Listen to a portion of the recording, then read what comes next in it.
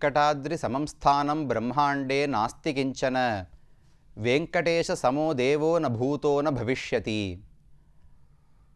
ஸ்ரீனிவாச பெருமான் கலியுகத்தில் வாழும் நமக்கெல்லாம் கண்கண்ட தெய்வமாக, கலியுகத்துக்கென்றே ஏற்பட்ட தெய்வமாக திகழ்கிறார். கிருதயுகத்தில் நரசிம்மனாகவும், திரேதாயுகத்தில் ராமனாகவும், துவாபர யுகத்தில் கண்ணனாகவும், கலியுகத்தில் திருவேங்கடமுடையானாகவும் பகவான் காட்சி கொடுக்கிறார் என்று புராணங்கள் சொல்லுகின்றன. கலௌ வேங்கட நாயகா என்று தெரிவிப்பார்கள். அப்படி கலியுகத்துக்கான தெய்வமான ஸ்ரீனிவாச பெருமானை முழுமுதற் கடவுள் என்று உணர்ந்து பல ஆச்சாரியர்களும் அவனுடைய திருமலையிலேயே வாழ்ந்திருக்கிறார்கள். அந்த பகவானை விடாமல் பலவிதமான தொண்டுகளை செய்திருக்கிறார்கள். அந்த பக்தர்களிடம் பகவானும் மிகவும் ஆசையோடு இருந்திருக்கிறார். அப்படிப்பட்ட சில ஆச்சாரியர்களை பற்றித்தான் நாம் அடுத்த சில பகுதிகளிலே பார்க்க இருக்கிறோம். திருமலை என்று சொன்னவுடன் ஆச்சாரிய குரு பரம்பரையில் முதலில் நினைவுக்கு வருபவர் பெரிய திருமலை நம்பிகள் என்று அழைக்கப்படும் ஆச்சாரியர். ஆளவந்தாருடைய சிஷ்யர்களுக்குள்ளே இவர் ஒருவர். அதைவிட இவருக்கு அறிமுகம் கொடுக்க வேண்டுமென்றால் ராமானுஷருக்கு தாய்மாமன் என்று சொல்ல வேண்டும். ராமானுஷருடைய தாயாருக்கு உடன் பிறந்த சகோதரர்தான் பெரிய திருமலை நம்பிகள் என்பவர். பெயரே காட்டிக் கொடுக்கும்படிக்கு திருமலையிலேயே அவர் வாழ்ந்து வந்தார். பிதாமகஸ்யாபி பிதாமகாய பிராச்சேததாதேச பலப்பிரதாய ஸ்ரீ பாஷ்யகாரோத்தம தேசிகாய ஸ்ரீசைல பூர்ணாய நமோ நமஸ்தாத் என்று இவரை பற்றின தனியன். ஸ்ரீசைல பூர்ணர், ஸ்ரீசைலம் என்றால் திருமலை, பூர்ணர் என்றால் நம்பி, நிறைய குணங்களால் நிரம்பியவர் என்று பொருள். அப்ப திருமலை நம்பி என்பதுதான் ஸ்ரீசைல பூர்ணர் என்று சொல்லப்படுகிறது.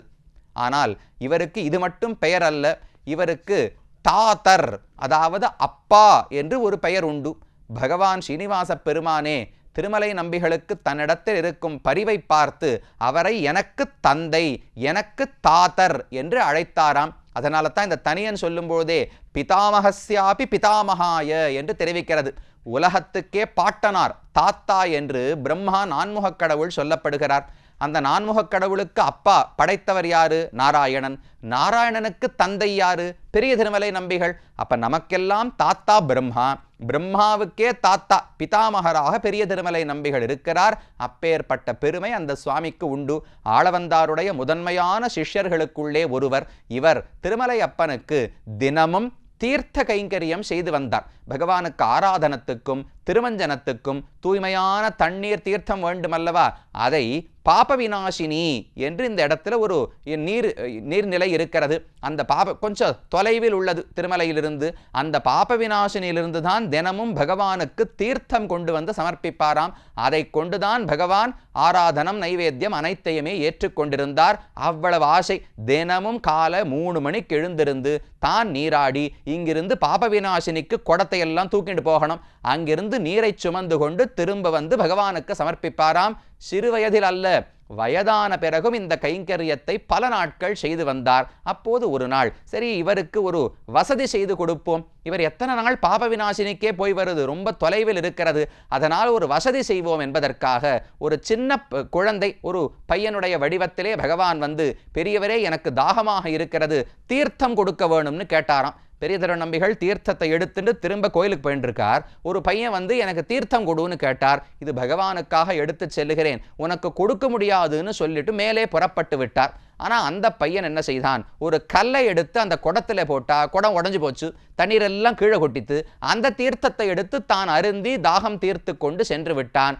இவர் கோவிலுக்கு வந்து பார்த்து குடத்தை இறக்கி வச்சா குடத்துல ஓட்டை இருக்கு, தண்ணீர் உள்ளே இல்லை. அப்புறம்தான் புரிந்தார், ஓ அந்த பையன்தான் செய்திருக்க வேண்டும், ஏதோ தவறு நடந்தது என்று பகவானிடத்துல மன்னிப்பு கேட்டார். பகவான் அவர்தானே வந்தது குழந்தையாக, அதனால் அவர் பொருட்படுத்தவில்லை. அடுத்த நாள் அதே குடத்தை தூக்கி கொண்டு திரும்பவும் பாப விநாசனிக்கு போவதற்கு சென்றார். அப்ப செல்லும் வழியில் அந்த குழந்தை மறுபடியும் வந்தது. நேற்றுக்கே நான் தீர்த்தம் கேட்டேன், நீர் கொடுத்திருந்தா கட்டமே இல்லை, நான் தான் ஓட்ட போட்டு எடுத்துட்டேன். இன்றைக்கு நீர் பாப விநாசினி வரைக்கும் தினமும் இனிமேல் செல்ல வேண்டாம், இந்த இடத்திலேயே ஒரு தீர்த்தத்தை உண்டு பண்ணுகிறேன் என்று ஒரு கல்லை எடுத்து பூமியிலே போட்டானாம் ஸ்ரீனிவாச பெருமான். அங்கிருந்தே ஒரு நீர்நிலை தோன்றியது. அதான் ஆகாச கங்கை என்று சொல்லுகிறோம். கீழே பார்த்தோம், பல புண்ணியமான தீர்த்தங்கள், 7 முக்தி தரும் தீர்த்தங்கள் திருமலையிலே உண்டு. அதில் முதன்மையானது சுவாமி புஷ்கரணி. அது தவிர தும்புரு தீர்த்தம், குமாரதாரா தீர்த்தம், பாண்டவ தீர்த்தம், மார்க்கண்டேய தீர்த்தம், இதோ இந்த ஆகாச கங்கை, பாப விநாசினி, இதெல்லாம் திருமலையில் இருக்கக்கூடிய உயர்ந்த தீர்த்தங்கள். அதில் இனிமேல் பாப விநாசினி வரைக்கும் நீர் போய் தண்ணீர் கொண்டு வர வேண்டாம், இதோ ஆகாச கங்கை என்று அருகிலேயே ஏற்படுத்துகிறேன். கங்கை பகவானுடைய திருவிக்கிரமன் ஸ்ரீபாதத்திலிருந்து வந்தது. அதற்கு நிகரான பெருமை இதற்கு உண்டு. இனிமேல் இங்கிருந்தே நீர் தீர்த்தத்தை கொண்டு வரலாம் என்று பகவான் சொன்னாராம். அப்ப தன்னுடைய பக்தன் நெடுதூரம் நடந்து செல்ல வேண்டாம் என்பதற்காக அருகிலேயே ஒரு நீர்நிலையை பகவான் ஏற்படுத்தி கொடுத்தார் என்று புராணங்கள் சொல்லுகின்றன. இது அவ்வளவு அன்பு அவரிடத்துல உண்டு. அதே போல பெரிய திருமலை நம்பிகள்னு சொன்னாலே மிகுந்த குணங்கள், நற்பண்புகளை உடையவர். ராமானுஷர் ஒரு முறை திருவேங்கடத்துக்கு வருகிறார். ஸ்ரீரங்கத்திலிருந்து புறப்பட்டு திருவேங்கடத்துக்கு வருகிறார். வந்தபோது அவரை வரவேற்க வேண்டும் அல்லவா? யார் வரவேற்கலாம்? திருமலை நம்பிகளே நேர வந்து பூர்ண கும்பம் கொடுத்து வரவேற்றாராம் ராமானுஷரை. ராமானுஷர் பயந்து போனார். அடியன் மிகவும் தாழ்ந்தவன், அடியனை வரவேற்கிறதுக்கு யாரான ஒரு சின்ன குழந்தையை அனுப்பிச்சிருக்க வேண்டாமா? ஒரு பையன் அனுப்பிச்சிருந்தா போருமே, தேவரீர் ஏன் வர வேண்டும் என்று கேட்டார். அதுக்கு திருமலம்பிகள் பதில் சொன்னாராம், இல்லை, நானும் திருமலை முழுக்க தேடி பார்த்தேன், என்னை விட தாழ்ந்தவன் இந்த திருமலையில கிடைக்கவே இல்லை, இருப்பதிலேயே நான் தான் மோசமானவன். ஏன்னா ஆழ்வார்கள் எல்லாம் பாடுகிறார்கள், வேங்கடத்தை பதியாக வாழ்வீர்கள் என்று ஆண்டாருடைய பாசுரம். திருவேங்கடத்தை வாசஸ்தானமாக கொண்டு ஒருத்தன் வாழ்ந்தானால் அது வாழ்வது அப்படின்னு சொல்லக்கூடாது, வாழ்வீர்கள். ஒருத்தரை பார்த்து ரொம்ப நன்னா பணக்காரராக இருக்காருன்னு வச்சுங்களேன், அவர் வாழ்கிறார் சுவாமி, அவர் வாழ்க்கை என்ன வாழ்க்கைன்னு சொல்கிறோமோ இல்லையோ, அதை போல வாழ்வீர்கள் ஆண்டாள் சொன்னால் அவ்வளவு உயர்வு தோற்றுகிறது. அப்போ திருமலையில் வாழ்வதே அவ்வளவு உயர்ந்தது. இருப்பதில் நான் தான் ரொம்ப சுமாரான ஒரு வியக்தி, அதனால் நானே வந்தேன் என்று அவ்வளவு அகங்காரம் இல்லாமல் கர்வம் இல்லாமல் இருந்தவர் பெரிய திருமலை நம்பிகள் என்பவர். அவருக்கும் இந்த பெருமானுக்கும் தொடர்புண்டு. இன்னைக்கு அவருக்கு சந்நிதி இருக்கு. நாம மகாத்வாரம் நுழையிறோமே, அதனுடைய மாடவீதியிலே சுத்தி பிரதட்சணமா வந்தோம்னால் பெரிய திருமலை நம்பிகளுக்கு அங்கு சந்நிதியும் அமைக்கப்பட்டுள்ளது. இப்போதும் அங்கிருந்து பகவானை வாழ்த்தி கொண்டு வருகிறார். அடுத்தது முக்கியமான ஆச்சாரியர். மாமாவை பத்தி பார்த்தா மருமகனை பத்தி பார்க்க வேண்டாமா? ராமானுஷருக்கும் திருமலையப்பனுக்கும் நெருக்கமான தொடர்பு உண்டு. பல முறை ராமானுஷர் ஒரு முறை மட்டுமல்ல, 2-3 முறைகள் திருமலைக்கு வந்து எழுந்தருளி இருக்கிறார். முதல் முறை வரும்பொழுது மலைக்கு கீழ் ஆழ்வார் தீர்த்தம்னு சேவித்தோமே, அந்த இடத்துக்கு வந்து புஷ்கரனிலே நீராடி காத்து கொண்டிருக்கிறார். ஆனா மலை ஏறமாட்டேன்னு சொல்லிட்டார். சிஷ்யர்கள் எல்லாம் உடனே பதறிப்போய், மேலதானே பெருமாள் இருக்கார், மலை ஏறினால் தானே தரிசிக்க முடியும், ஏன் ஏறமாட்டீர்னு கேட்டார். இல்ல, ஆழ்வார்கள் எல்லாம் மலையே திருவுடம்பு, பகவான் ஸ்ரீனிவாச பெருமான் மேல இருக்கிற 7 அடி விக்கிரகம் தான் ஸ்ரீனிவாசன் நினைக்க வேண்டாம், இந்த மொத்த திருவேங்கடமலையே பகவானுடைய திருமேனின்னு தெரிவிக்கிறார்கள். அது இல்லாவிட்டாலும் ஆதிசேஷனுடைய திருமேனி தான் இந்த மலையேன்னு சொல்லுகிறார்கள். ஆதிசேஷன் மேல காலை வச்சு ஏற அளவுக்கு அபச்சாரம் நான் செய்வதாக இல்லை, என் கால் ஆதிசேஷன் பேரில் படக்கூடாது, அதனால் நான் ஏறவே போவதில்லைன்னு ராமானுஜர் தெரிவித்தாராம்.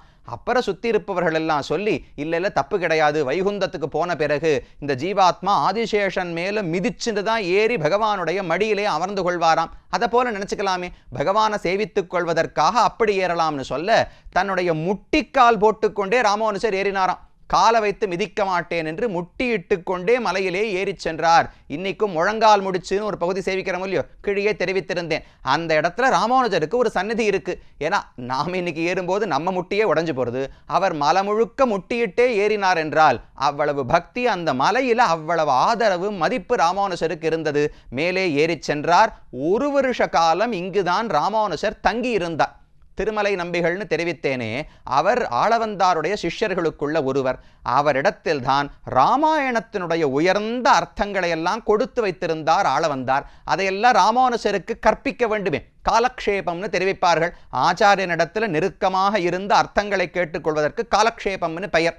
அப்படி ராமாயண காலக்ஷேபம் 1 வருஷ காலத்துக்கு பெரிய திருமலை நம்பிகள் ராமானுஜருக்கு சொன்னாராம். ஆனா இவர் தான் மலையேற மாட்டேன்னு மறுத்து விட்டாரே. அதனால் சிஷ்யன் வராட்டா என்ன பண்றது, ஆச்சாரியன் தானே இறங்கி வர வேண்டும். நிஜமாவே இறங்கியே வந்தார். தினமும் கார்த்தால ஆகாச கங்கைக்கு போய் குடத்துல தீர்த்தம் எடுத்துட்டு வந்து திருமலை அப்பனுக்கு கொடுத்து விட்டு கிடுகிடு கிடுன்னு மலையிலேருந்து கீழே இறங்குவாராம். ராமானுஜருக்கு 2-3 மணி நேரம் காலக்ஷேபம், ராமாயணத்தினுடைய ஆழ்ந்த பொருள்களை எல்லாம் சொல்லுவாராம். திரும்ப சாயங்காலத்துக்குள்ள கிடுகிடுன்னு மலைக்கு ஏறி போய் தீர்த்தம் கொண்டு வந்து கைங்கரியம் பண்ணுவாராம். இதை போல 360 நாள், ஒரு வருஷத்துக்கு திருமலை நம்பிகள் இறங்கி ஏறி காலக்ஷேபம் சொன்னார். கேட்கிறவர் வரவே இல்லை, கீழே உட்கார்ந்துட்டு இருக்கார். அவ்வளவு ஆதரவு திருமலை நம்பிகளுக்கு. இறங்கி வந்து ராமானுஷருக்கு காலக்ஷேபம் சொன்னார். அந்த சமயத்தில் தான் ஒரு சிலர் வந்து ராமன், சீதை, லக்ஷ்மணன் இவர்களுடைய மூர்த்திகளை எல்லாம் ராமானுஷருக்கு கொடுத்தார்கள். அதை வாங்கி கொண்டுதான் இன்னைக்கு உள்ள சேவிக்கிறோமே. திருமலையப்பன் கர்ப்பகிரகத்தில் ராமர், சீதை, லக்ஷ்மணன் எல்லாரும் இருக்காரா? அந்த பெருமானை ராமானுஷரிடத்துல தான் வந்து சமர்ப்பித்தார்கள். அவர்தான் எழுந்தருள பண்ணினார் என்று சொல்லப்படுகிறது. அது அவருக்கு இருக்கக்கூடிய ஒரு தொடர்பு.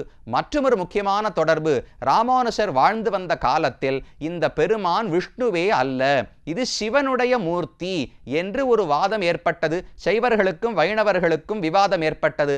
அதை தீர்ப்பதற்காக ராமானுஷர் இங்கு வந்து நிறைய வேதத்திலிருந்து, உபனிஷத்துக்கள், புராணங்களிலிருந்து பிரமாணங்களை எடுத்து காட்டி இது நாராயணன் தான், விஷ்ணுதான் என்று நிலைநாட்டினார். ஆனாலும் அவர்கள் ஏற்கவில்லை. கடைசியில் ஒரு பரீட்சை வைத்தார். சிவனுக்கான ஆயுதங்கள் மழு முதலானதெல்லாம் இருக்கே அதையும் பண்ணி, விஷ்ணுவுக்கான சங்க சக்கரங்களையும் பண்ணி கர்ப்ப கிரகத்துக்கு உள்ள வச்சுட்டு கதவை சாத்திட்டார் ராத்திரி.